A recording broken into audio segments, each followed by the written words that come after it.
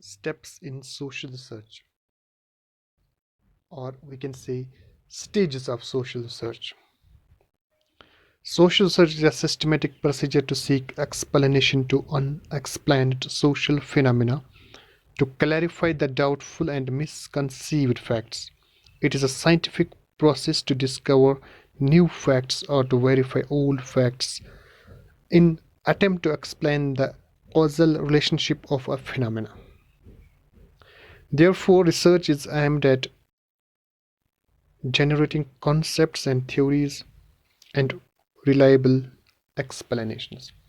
چونکہ آپ نے اس سے پہلے بھی ریسرچ کا میننگ پڑھا ہے تو یہ ایک ہم کہہ سکتے ہیں باضابطہ ایک طریقہ کار ہوتا ہے جس سے ہمیں ان چیزوں کی ان آئیڈیاز کی ان ہم کہہ سکتے ہیں کہ اس سوشل فینامنا یا پروسیس کی وضاحت کرتے ہیں جس کی ابھی وضاحت نہیں ہوئی ہوتی ہے، جو ان ایکسپلینڈ فینامنا یا پروسیس ہوتا ہے. تو اس کے بارے میں جب ہم انویسٹیگیٹ کرتے ہیں، اس کو جاننے کی کوشش کرتے ہیں، اور وہ طریقہ کار ایک باضابطہ بالکل سسٹمیٹک ہوتا ہے، وہ عمل ایک سائنسی طریقہ کار پر ہم اس چیز کو جاننے کی کوشش جب کرتے ہیں تو ہم اسے ریسرچ کہتے ہیں. یہ ایک ایسا پروسیس ہوتا ہے جس سے ہمیں جو نئے فیکٹس جو ہوتے ہیں، نئے حقائق سامنے آتے ہیں، نئے حقائق اس سے ہم دریافت کرتے ہیں، یا جو پرانے کچھ حقائق دریافت کیے گئے ہوتے ہیں ان کے بارے میں ہم کہہ سکتے ہیں کہ وہ ویریفائی کرتے ہیں، ان کی جانچ پڑتال کرتے ہیں، اور اس طرح ہم کہہ سکتے ہیں کہ کبھی کبھی ہم جو اولڈ فیکٹس ان کو کریکٹ بھی کرتے ہیں. اور ساتھ ساتھ ہم مختلف چونکہ کوئی ایونٹ ہو، کوئی فینامنا، کوئی پروسیس ہو، اس کی جو ہم کہہ سکتے ہیں جو ایلیمنٹس ہوتے ہیں، ڈفرینٹ کمپوننٹس، ان کے آپس میں ریلیشن شپ، ساتھ ساتھ ایونٹس کی جو کازل ریلیشن شپ ہوتی ہے، ایک فینامنا کے کازز کس وجوہات پر یہ پروسیس، یہ فینامنا، یہ ایونٹ واقع ہوتا ہے، اس کو بھی ہم جاننے کی کوشش کرتے ہیں ریسرچ کے through. Therefore, research is aimed at generating concepts and theories and reliable explanations. چونکہ جب ہم کوئی ٹاپک پہ ریسرچ کرتے ہیں تو اس کے بعد جیسے کہ ہم نے پڑھا اس سے پہلے بھی پڑھا کہ اس ٹاپک پہ جب ہم ریسرچ کمپلیٹ کرتے ہیں تو نیو نالج جنریٹ ہوتی ہے. ہم اپنی فائنڈنگس کی بنیاد پر پریڈکشن کرتے ہیں، اپنا ایک نظریہ، ایک تھیوری ہم یہاں پر پریزنٹ کرتے ہیں، اور ان ایونٹس کی، اس فینامنا اور پروسیس کی جو ایکسپلینیشن ہوتی ہے، چونکہ وہ سائنٹیفک طریقہ کار پہ کی گئی ہوتی ہے، ایک سسٹمیٹک پروسیجر کے تحت کی گئی ہوتی ہے، تو وہ ریلائبل سمجھی جاتی ہے، وہ ویلڈ سمجھی جاتی ہے. تو اس طرح ریسرچ کے تھرو ہم پھر جو فائنڈنگس کرتے ہیں، ہم ریکمنڈیشنز کرتے ہیں، ہم کہہ سکتے ہیں کہ پریڈکشن دیتے ہیں، اور ساتھ ساتھ ہم اپنے اس ریسرچ کی بنیاد پر، اپنی فائنڈنگس کی بنیاد پر ایک تھیوری بھی پریڈکٹ کرتے ہیں، ایک نظریہ بھی پیش کرتے ہیں.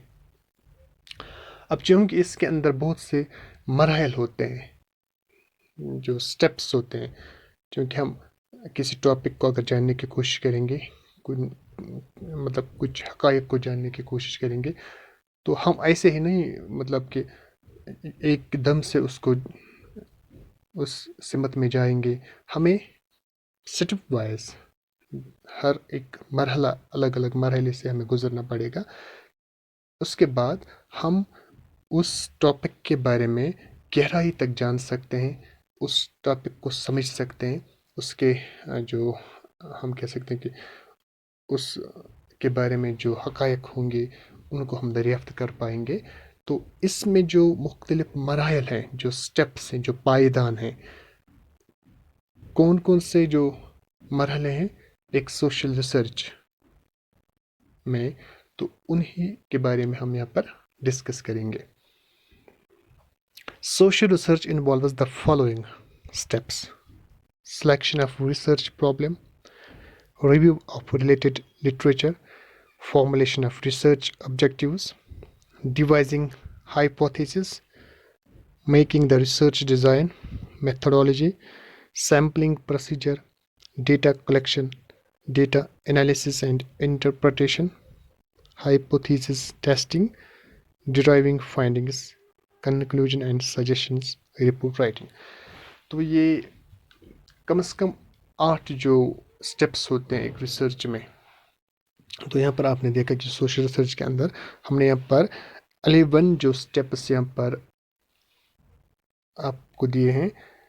تو ہم ان سٹیپس کو اب ڈیٹیل میں جاننے کی کوشش کریں گے, تفصیل میں جاننے کی کوشش کریں گے جو ڈفرینٹ سٹیپس یا سٹیجز ہیں ایک سوشل ریسرچ میں. تو اس پہ ہم ڈیٹیل سے بات کریں گے. فرسٹ جو سٹیپ ہے وہ ہے selection of research problem. A research problem is simply the topic of the research. Selection of research problem involves selecting a broad area and then narrowing it down to a specific topic. For example, a researcher may select a broad area for his research, such as domestic violence. He splits this broad area into a number of sub-areas to select one sub-area from them as the topic for his research. For instance, the broad area domestic violence can be split into the following areas: cause of domestic violence, impact of domestic violence on family, impact of domestic violence on children, services available to victims of domestic violence, the extent of domestic violence in a society. The researcher may select one of the above sub-areas as the research topic. The purpose of narrowing down the broad area into sub-areas is to select a specific and manageable topic for the research. پہلا جو مرحلہ اس میں, پہلا جو step ہے social research میں, تو وہ ہے سلیکشن آف ریسرچ پرابلم.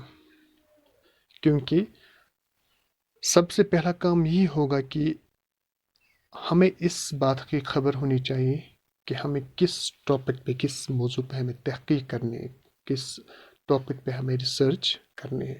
ہمارے دماغ کے اندر کوئی ٹاپک ہونا چاہیے, کوئی کوشچن ہونا چاہیے جس کو لے کر ہم ریسرچ کرنا چاہتے ہیں. تو اسے ہم کہتے ہیں سلیکشن, سلیکٹ کرنا کسی پرابلم کو, کسی ٹاپک کو, کسی ایشو کو جس کو ہم جس پہ ہم ریسرچ کرنا چاہتے ہیں, جس پہ ہم تحقیق کرنا چاہتے ہیں, جس کو ہم انویسٹیگیٹ کرنا چاہتے ہیں, اس کو پہلے ہمیں سلیکٹ کرنا پڑے گا. جیسے فار ایگزامپل ایک ریسرچر ہے, اس نے ایک ٹاپک سلیکٹ کیا ڈومیسٹک ایریا وائلنس, جو گھریلو جو تشدد ہوتا ہے. تو یہ ایک سوشل ہم کہہ سکتے ہیں ایک ٹاپک ہے, کنسیپٹ ہے. تو اب یہ ہمارے ذہن میں پہلے ہونا چاہیے کہ کون سا ٹاپک ہے, کس موضوع پہ ہمیں تحقیق کرنے ہے. اب اس کو ہم جو میجر جو کنسیپٹ ہوگا, جو میجر ٹاپک ہوگا, جیسے فار ایگزامپل ڈومیسٹک وائلنس, اس کے بعد ہم کیا کرتے ہیں کہ اس کے ہم کہہ سکتے ہیں ایریاز کرتے ہیں کہ اس ٹاپک کو ہم سپلٹ کرتے ہیں, اس کو الگ الگ حصوں میں ہم بانٹ دیتے ہیں تاکہ اس سے ہمیں اس کو سمجھنے میں آسانی ہو, اور ہمیں خود کے لیے جو ایک ریسرچر ہوگا, جو تحقیق کرنے والا ہوگا, اس کو یہ اچھے سے اپنے ذہن کے اندر ہو کہ مجھے اس تحقیق کے اندر کس چیز پہ تحقیق کرنے, کس کوشچن کو, کس فیکٹ کو جاننے کی کوشش کرنے. تو سمپلی ہم کہہ سکتے ہیں کہ ریسرچ سلیکشن جو ہے, جو topic selection of research problem, ہمیں پہلے ایک ایشو کے بارے میں یا کوئی ٹاپک ہوگا, اس کو پہلے ہمیں سلیکٹ کرنا پڑے گا جس پہ ہمیں تحقیق کرنے کی ضرورت ہے, جس پہ ہم تحقیق کرنا چاہتے ہیں.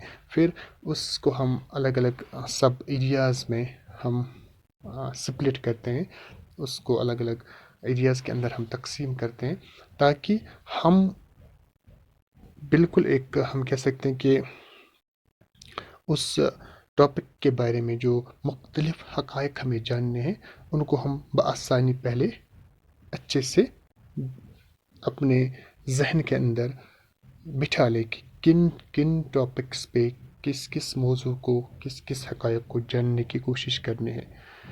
تو جیسے فار ایگزامپل ابھی ہم نے دیکھا جو میجر ٹاپک تھا وہ ہے ڈومیسٹک وائلنس. اس پہ ایک ریسرچر ریسرچ کر رہا ہے.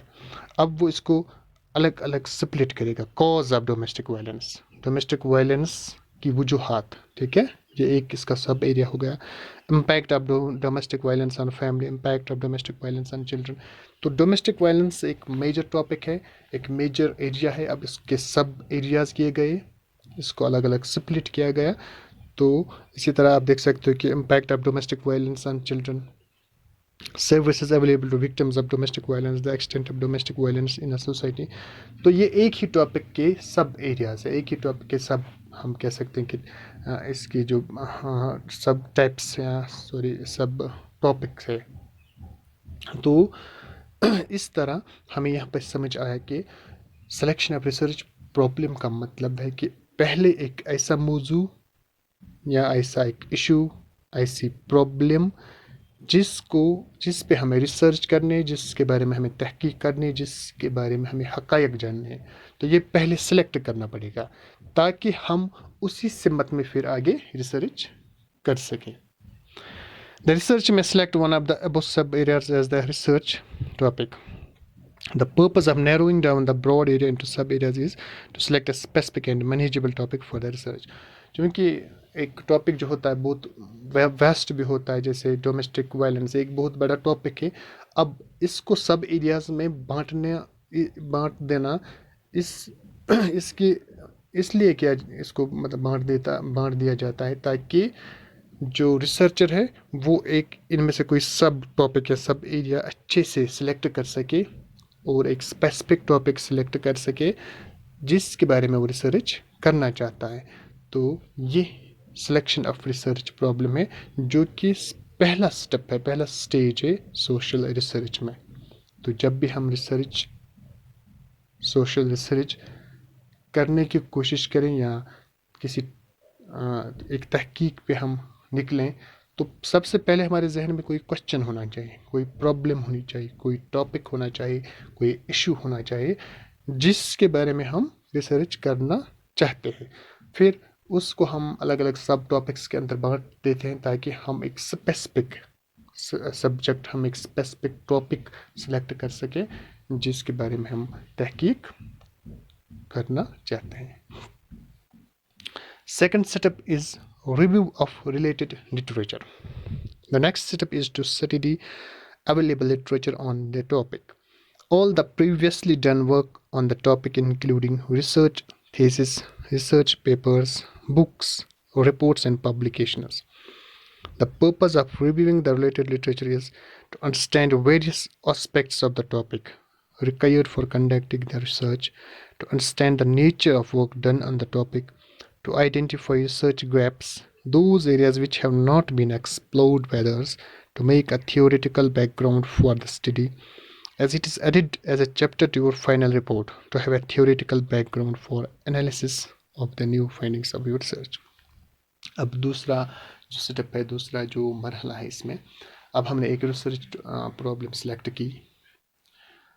اس کے بعد ہمیں کیا کرنا پڑتا ہے؟ ہمیں ریویو آف ریلیٹڈ لٹریچر، اس ٹاپک سے متعلق جو پہلے سے ہی مواد ہمارے پاس ہو، اس ٹاپک سے ریلیٹڈ جو کتابیں شائع ہوئی ہوں، جو پیپرز پبلش ہوئی ہوں، اسی طرح جو بھی رپورٹس ہوں یا ریسرچ پیپرز ہوں، تھیسز ہوں، مطلب کہ اس ٹاپک سے ریلیٹڈ، اس ایشو، اس پرابلم، اس مسئلے یا اس موضوع سے متعلق جتنا بھی ہمارے پاس لٹریچر ریلیٹڈ لٹریچر مطلب اس سے متعلق جو ہمارے پاس مواد ہو، کتابوں کے شکل میں، ہم کہہ سکتے ہیں کہ پیپرز کی شکل میں،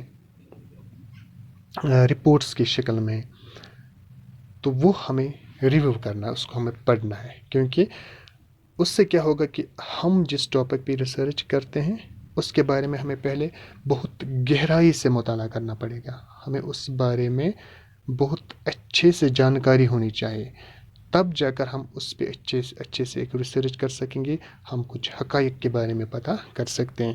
اب اس سے کیا فائدہ ہوتا ہے جب ریویو کرتے ہیں ہم، جب اس ٹاپک پہ ہم جو پہلے سے موجود اس پہ جو مواد ہوتا ہے، جو مٹیریل ہوتا ہے، جو بکس ہوتی ہیں، جو رپورٹس تھیسز ہمیں ملتی ہیں، ہم ان کو پڑھ کر ان کا مطالعہ کر کے اس ٹاپک کے بارے میں پہلے اچھے سے جان لیتے ہیں. جیسے ہم نے ابھی ایک ٹاپک سلیکٹ کیا ڈومیسٹک وائلنس. اب ڈومیسٹک وائلنس میں ہمیں اس ٹاپک پہ ریسرچ کرنا ہے، پھر ہم نے اس کو سب ایریاز کے اندر بانٹ دیا.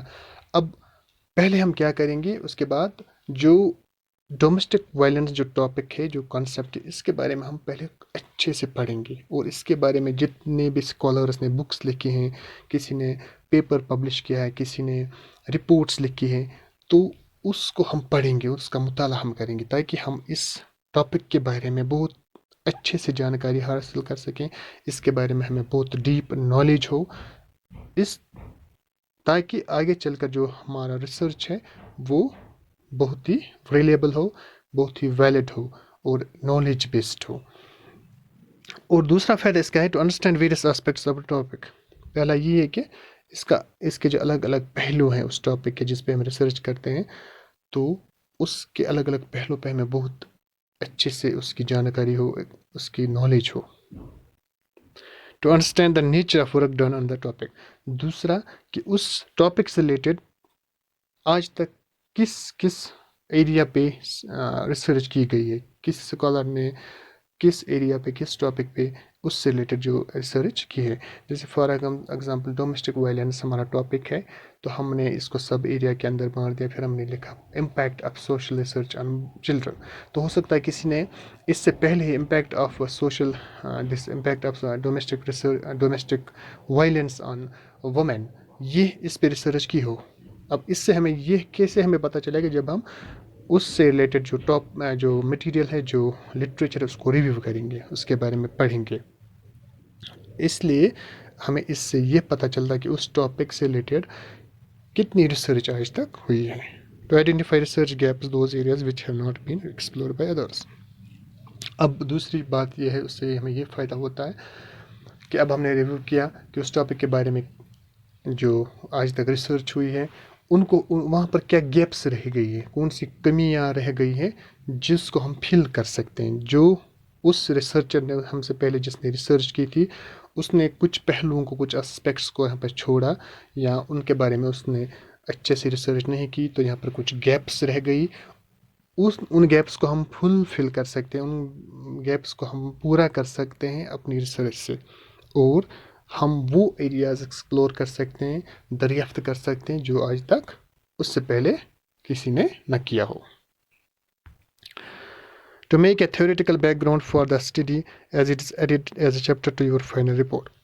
اور اس کے ساتھ ساتھ ہم اپنی جو اسٹڈی ہوتی ہے، چونکہ ہم اس ٹاپک کے بارے میں پہلے اچھے سے اسٹڈی کرتے ہیں، اس کے بارے میں جو لٹریچر اویلیبل ہوتا ہے اس کو ہم اچھے سے پڑھتے ہیں، اور ہم اس کے بارے میں جو تھیوریٹیکل بیک گراؤنڈ ہوتا ہے اس کو ہم اچھے سے پھر یہاں پر پریزنٹ کرتے ہیں. To have a theoretical background for analysis of new findings of your research. اور اس theoretical background پہ ہم اس نالج پہ جو ہم نے حاصل کی اس ریویو لٹریچر، جو ریلیٹڈ لٹریچر ہوتا ہے اس کے ریویو سے، تو اس کے آدھار پر، اس کی بنیاد پر ہم جو نیو فائنڈنگس ہیں، یا ہماری جو ریسرچ ہے اس میں جو کچھ نیو ایریاز پہ ہم جو گیپس وہاں پر اس سے پہلے ریسرچ کے اندر رہ گئی ہوں، ان کو ہم ایکسپلور کر کے نیو فائنڈنگس، جو نئے نتیجے جو ہیں، ان کو یہاں پر ان کے بارے میں جان لیں. Next is formulation of research objectives. Objectives are the aims of research. The research wants to explore these aims through the research. The simple way to make objectives is to first make questions that what do you want to explore in relation to the topic, and then convert these questions into objectives. For example, you select impact of domestic violence on children as your research topic. You can raise the following questions about this topic. What is the impact of domestic violence on the emotional development of a child? How domestic violence affects the child's academic performance? What are the effects of domestic violence on a child's physical health? how domestic violence affects the child's academic performance, what are the effects of domestic violence on a child's physical health, how domestic violence influences the social behavior of children. A formulation of research objectives. अब हम एक ज़ाबिता बनाएंगे. हमने research problem select की, हमने उसके बारे में जो अवेलेबल लिटरेचर था उसको रिव्यू किया, उसको पढ़ा, उसका मुताला किया. अब हमारे पास उस रिसर्च को लेकर क्या ऑब्जेक्टिव्स हैं, हम किस मकसद से वो रिसर्च करते हैं, हमें इस रिसर्च से क्या पता करना है, कौन से हक़ाइक़ हमें मालूम करने हैं.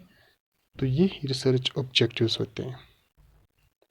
इसका अहम क्या है, इस रिसर्च का मकसद क्या है,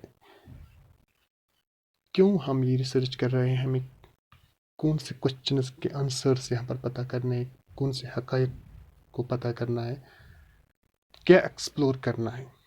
तो ये सब ऑब्जेक्टिव्स होते हैं कि एक रिसर्च जो है, एक तहकीक किस लिए हम कर रहे हैं, हमारा मकसद क्या है इसका, हमारा एम क्या है इस रिसर्च का.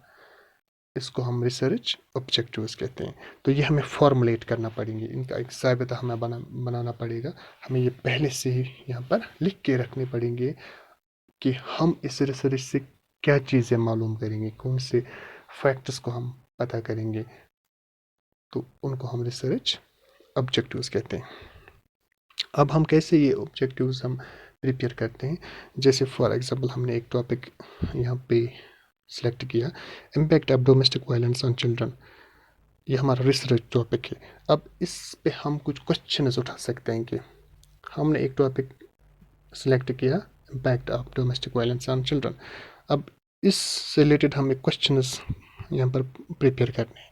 What is the impact of domestic violence on emotional development of child. बच्चों की जो इमोशनल डेवलपमेंट है उस पे डोमेस्टिक वायलेंस का कैसा असर पड़ता है, वो कैसा इम्पैक्ट होता है, उनके जो इमोशंस होते हैं, इमोशनल डेवलपमेंट, वो कैसे डोमेस्टिक वायलेंस से उस पे इम्पैक्ट पड़ता है. इसी तरह दूसरा क्वेश्चन हम बना सकते हैं, कैसे डोमेस्टिक वायलेंस से जो बच्चे की एकेडमिक परफॉर्मेंस है, स्कूल के अंदर, कॉलेज के अंदर, यूनिवर्सिटी के अंदर, उसके परफॉर्मेंस पढ़ाई में, उस पढ़ाई पे कैसे असर पड़ता है. ठीक है. इसी तरह जो फिज़िकल हेल्थ है बच्चे की, जिस्मानी जो उसकी नशोनमा है, जो सेहत है, उस पे डोमेस्टिक वायलेंस से घर के अंदर जो तशद्दुद होता है, घरेलू तशद्दुद की वजह से उसकी सेहत पे कैसे असर पड़ता है. ये क्वेश्चन हम इसी रिलेटेड बनाएंगे. ठीक है. इस तरह बाकी क्वेश्चन जैसे उसकी एकेडमिक परफॉर्मेंस पे, उसकी फ़िज़िकल हेल्थ पे, या उसका जो सोशल बिहेवियर है, जैसे घर के अंदर उसको वो देखता है कि घर वालों के अंदर बहुत तशद्दुद है, एक दूसरे से वो झगड़ते हैं, तो इस बिना पर वो उसके जो बिहेवियर पे, बर्ताव पे कैसा असर पड़ता है. फिर वो समाज के अंदर उसके घर के अंदर जो डोमेस्टिक वायलेंस होता है उस पे, उसके बर्ताव पर क्या असर पड़ता है, क्या वो उसकी वजह से अपने दोस्तों के साथ उलझा रहता है, या अपने समाज के अंदर उसका रवैया फिर क्या रहता है. इसको हम क्वेश्चंस, इसी तरह के क्वेश्चंस हम बना सकते हैं.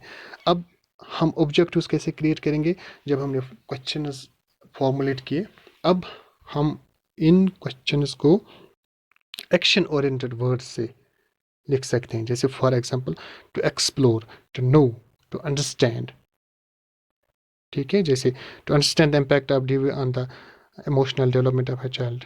टू अंडरस्टैंड, हमें ये पता करना, ये ऑब्जेक्टिव है हमारा, कि डोमेस्टिक वायलेंस की वजह से बच्चे के इमोशंस पर क्या असर पड़ता है, उसके इमोशनल डेवलपमेंट पर क्या असर पड़ सकता है.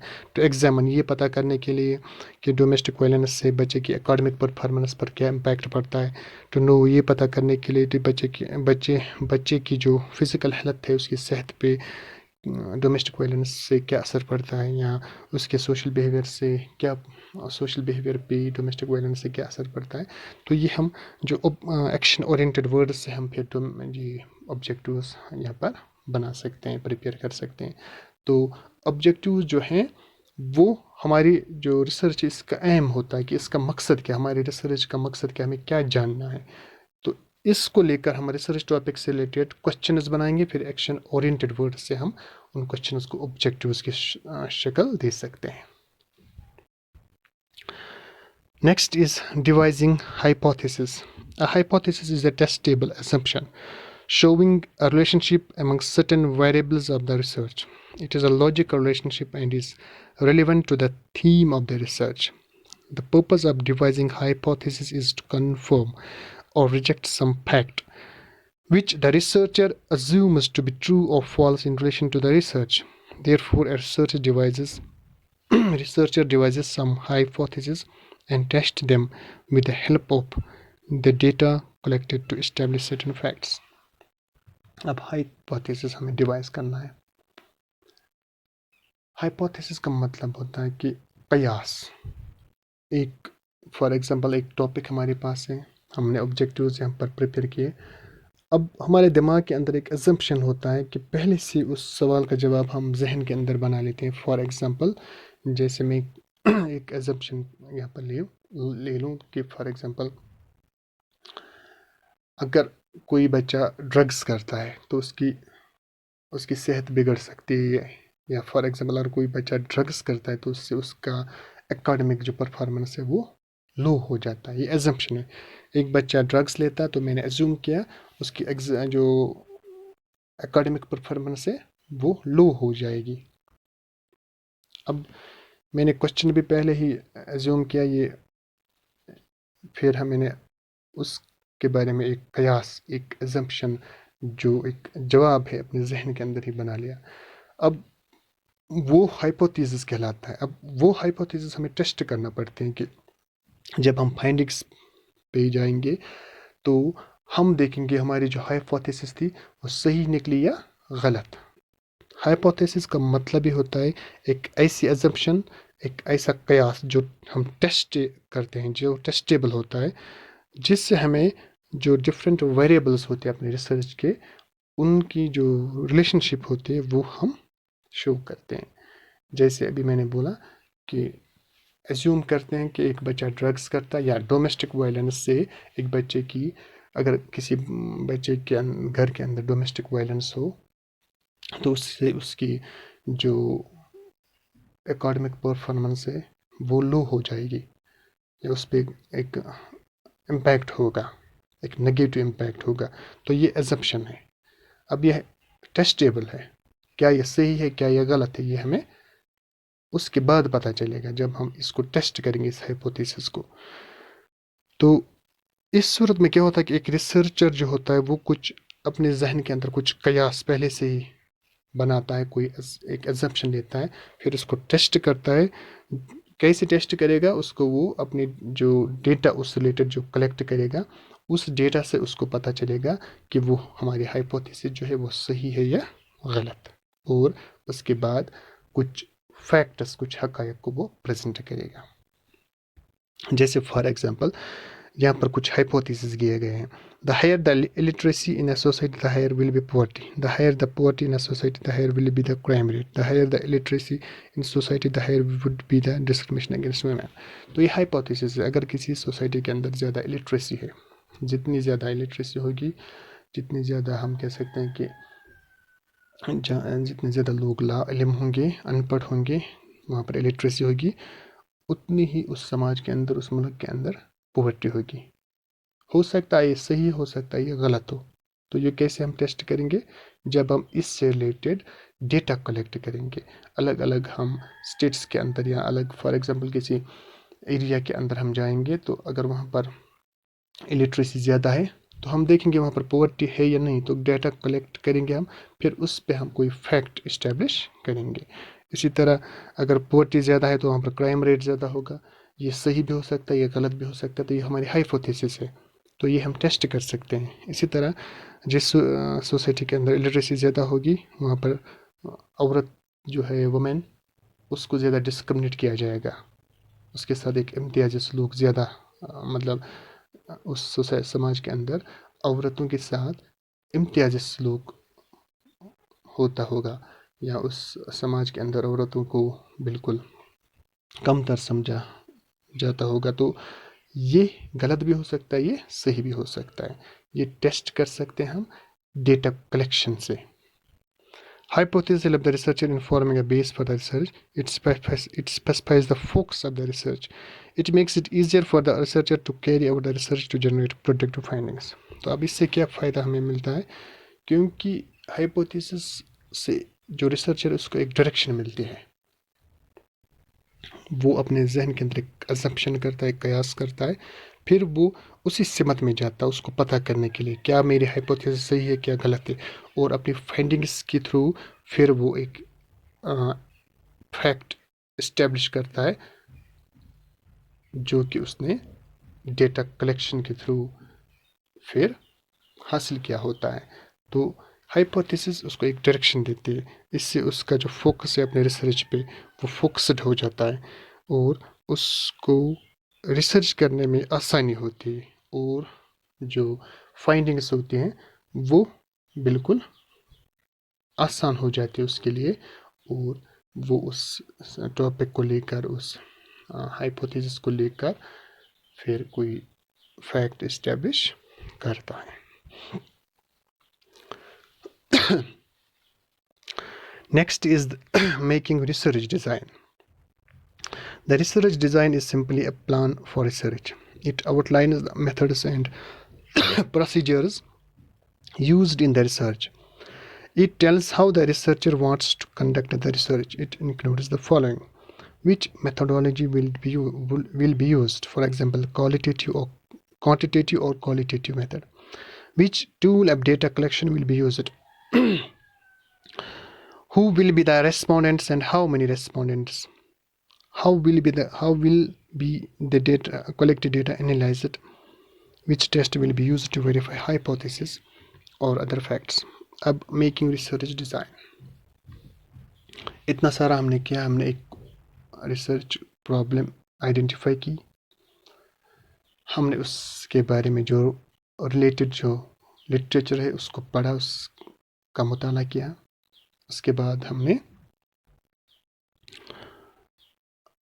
یہ جو ہائپوتھیسس ہے یا آبجیکٹیوز پہلے ہم نے ڈیفائن کیے کہ ہماری ریسرچ کا مقصد کیا ہے. اس کے بعد ہم نے ایک ہائپوتھیسس تیار کیا. اب اس ہائپوتھیسس کو ہمیں ٹیسٹ کرنا ہے، لیکن ٹیسٹ کرنے سے پہلے ہم یہاں پر ریسرچ ڈیزائن جو ہے، ہمارا جو ریسرچ ہے، ہماری جو ریسرچ ہے اس کو کس انداز سے ہم آگے بڑھائیں گے، کون سا طریقہ کار ہم استعمال کریں گے، ہمارا ڈاٹا کلیکشن کا میتھڈ کیا ہوگا، ہماری میتھڈالوجی کیا ہوگی، کوالٹیٹیو ہوگی کوانٹیٹیو. تو کوانٹیٹیو ان پہ آپ ابھی زیادہ مطلب گہرائی میں نہ جائیں، کیونکہ یہ ہم آگے چل کر پڑھیں گے، کیونکہ ایک الگ ٹاپک ہے. تو یہاں پر ہم پہلے صرف سٹیپس آف ریسرچ ہے، سوشل ریسرچ، اس کے بارے میں جاننے کی کوشش کریں گے. اسی طرح ہم دیکھ سکتے ہیں کہ ہم جو ڈیٹا کلیکشن اس کے لیے کون سا ٹول استعمال کرتے ہیں. کوشچنیئر ہے، انٹرویو میتھڈ ہے یا آبزرویشن ہے، کتنے رسپونڈنٹس ہوں گے ہمارے جن سے ہم یہ ڈیٹا کلیکٹ کریں گے. اسی طرح اس ڈیٹا کو ہم کیسے انالائز کریں گے، ٹیبلز کیسے بنائیں گے، گرافس سے، مینول یا سافٹ ویئر سے، اور اس کے اپنی جو ہائپوتھیسس ہے اس کو ویریفائی کرنے کے لیے ہمیں کس ٹیسٹ کا استعمال کریں گے. تو یہ سب ایک ریسرچ ڈیزائن کے تحت آتا ہے، ایک پلان ہوتا ہے. ہماری جو ریسرچ ہے اس کا ایک خاکہ ہوتا ہے کہ اس سے ہمیں پتہ چلتا ہے کہ ہمیں اپنی ریسرچ کیسے کرنی ہے، کیسے انجام دینے ہے. ٹھیک ہے، اس میں ہمیں کون سے میتھڈ استعمال کرنے ہیں، اس میں ہمیں کون سا طریقہ کار اپنانا ہے. تو یہ سب ریسرچ ڈیزائن کہلاتا ہے. Depending on the nature of research topic, a researcher may also take other considerations of research into account while making the research design, such as a description of the geographical area of research, ethical considerations, and variables of the study. Writing a proper research design is important because it guides the researcher throughout the process of research. اب اس میں کیا اور ہوتا ہے کہ چونکہ research design یہ depend کرتا ہے ہمارا ریسرچ ٹاپک کیا ہے. جیسے فار ایگزامپل اگر ہم سائنس کی بات کریں تو اس میں ٹاپکس ہوں گے. فار ایگزامپل ہمیں کسی چیز پہ کوئی ڈرگ ہے تو وہ انسان جب کنزیوم کرتا ہے اس سے اس کی باڈی پہ کیا اثر ہوتا ہے یا اس کے آرگنس کو کیسے افیکٹ کرتا ہے. تو اس کے لیے ہم اس انسان پہ ریسرچ کریں گے. ایسے جیسے فار ایگزامپل لاکھوں لوگ ایسے ہوں گے تو ان میں سے 1,000 لوگوں کو ہم ایگزامن کریں گے. تو اس کے لیے ایک الگ ریسرچ ڈیزائن ہوگا. ان کو لیبارٹری کے اندر لیا جائے گا, ان کے ٹیسٹس ہوں گے. لیکن جیسے سوشل ریسرچ کے اندر ہم کوئی ایسا ٹاپک لیتے ہیں جو ہم کہہ سکتے ہیں فار ایگزامپل پاورٹی, ہم کہہ سکتے ہیں سوئسائڈ, ہم کہہ سکتے ہیں کہ اب ڈرگ ایڈکشن. تو ڈرگ ایڈکشن سے سماج کے اندر کیسے اثرات پڑتے ہیں, ان کا بیہیویئر کیسے چینج ہوتا ہے, فیملی لائف کیسے ڈسٹرب ہوتی ہے. تو یہ سب چیزیں سوشل کہلاتی ہیں. تو اس کے لیے ایک الگ ریسرچ ڈیزائن ہوگا, کیونکہ ہم پاورٹی کے بارے میں جاننے کے لیے ہم لوگوں کو لیبارٹری میں نہیں لے جائیں گے. ہم ان کے بارے میں ڈیٹا کلیکٹ کریں گے, ان کی زندگی دیکھیں گے, ان کے اسٹینڈرڈ آف لیونگ دیکھیں گے, کیسے ان کی دیکھ بھال ہوتی ہے بچوں کی, کیسے ان کی پڑھائی ہوتی ہے, کس طرح وہ سفر کرتے ہیں. تو یہ سب چیزیں دیکھیں گے. اس لیے ریسرچ ڈیزائن جو ہے یہ الگ الگ ٹاپک پہ ڈپینڈ کرتا ہے کہ کون سا ٹاپک کس طرح کا ٹاپک ہے, اسی طرح کا ہم ریسرچ ڈیزائن بھی اپلائی کرتے ہیں. اور ہم کیونکہ یہ جو ریسرچ ڈیزائن ہے یہ بہت ضروری ہے ریسرچر کے لیے, because it guides the researcher throughout the process of research. اس سے جو ریسرچر ہے اس کو ایک گائیڈنس ملتی ہے, ایک ڈائریکشن ملتی ہے پوری اس کی ریسرچ کے دوران, کہ اس نے جو ریسرچ ڈیزائن تیار کیا اسی کے مطابق وہ اپنی ریسرچ کو کنڈکٹ کرے گا. ٹھیک ہے, کون سے میتھڈز اس نے ڈیٹا کلیکشن کے لیے استعمال کیے, کون سی میتھڈالوجی استعمال کی, کس طرح کے رسپونڈنٹس ہوں گے اور کتنے رسپونڈنٹس ہوں گے, جیوگرافیکل ایریا کیا ہوگا. ایک اسٹیٹ کے اندر اگر اس کو ریسرچ کرنی ہے تو وہ ایک ڈسٹرکٹ کے اندر رسپونڈنٹس لے گا یا الگ الگ ڈسٹرکٹس میں رسپونڈنٹس لے گا. تو یہ سب چیزیں ڈپینڈ کرتی ہے ریسرچ ٹاپک پہ, اور اس سے ریسرچ ڈیزائن کو پلان کرنے سے ریسرچر کو بہت مدد ملتی ہے اپنی ریسرچ کو آگے بڑھانے میں.